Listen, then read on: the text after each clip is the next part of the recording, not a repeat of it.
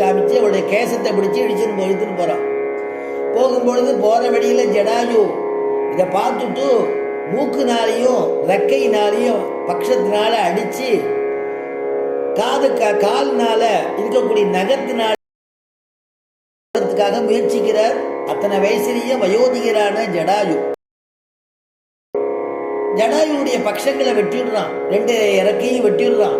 மார்ல சந்திரகாசங்கிறதான கத்தியினால குத்தி விடுறான்.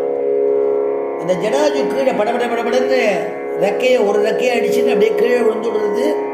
பிராணம் போகக்கூடிய தருணம் ராம ராம ராமான்னு ராமனிடத்துல சொல்லணுங்கிறதுக்காக ராமநாமாவை சொல்லிட்டு அப்படியே படுத்துட்டு இருக்கார், முனைகிண்டே உயிரை பிடிச்சிண்டு. அந்த சமயத்துல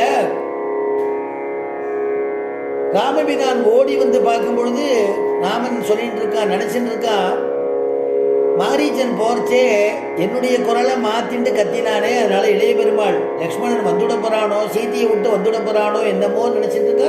வந்துட்டான் இளைய பெருமாள். எதுக்குப்பா சீதையை விட்டு வந்த? பெண்கள்லாம் அப்படிதான் ஒரு பரவசத்துல பேசுவா, கோபத்துல பேசுவா, அதை பெருசா எடுத்துக்கலாமா? நான் சொன்னது நீ கடைபிடிக்க வேண்டாமா அப்படின்னு கோச்சிண்டு வர ஆசிரமத்துல தேடினா எங்கேயும் சீதையை காணல. சீதே சீதேன்னு அலர்றார் சக்கரவர்த்தி திருமகனான ராமபிரான். விக்ஷமே சீதையை கண்டியா, கோதாவரியே சீதையை கண்டியான்னு கேட்கிறார். யாரும் மௌனமா இருக்கா, யாரும் பதில் சொல்ல. ராவணனுக்கு பயந்துண்டு விரக்ஷங்கள்லாம் பேசும், பட்சிகள்லாம் பேசும் இல்லையா? ஆண்டாளே சொல்றா இல்லையா, கீசு கீசல்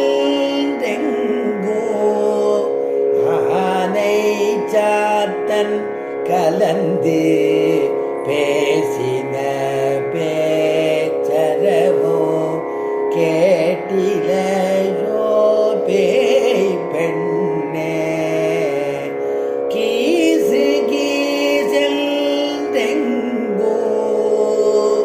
கீசு கீசுன்னு பேசுறதுன்னு சொல்றது இல்லையா? அதனால பேசக்கூடியெல்லாம் பயந்துன்னு பேசாம இருந்துட்டாலும். அப்ப அந்த சமயத்துல ராமபிரான் பார்க்கிறார். தூரக்கு பார்த்தா யாரோ ராட்சசன் படுத்துட்டு இருக்கிற மாதிரி இருக்கு.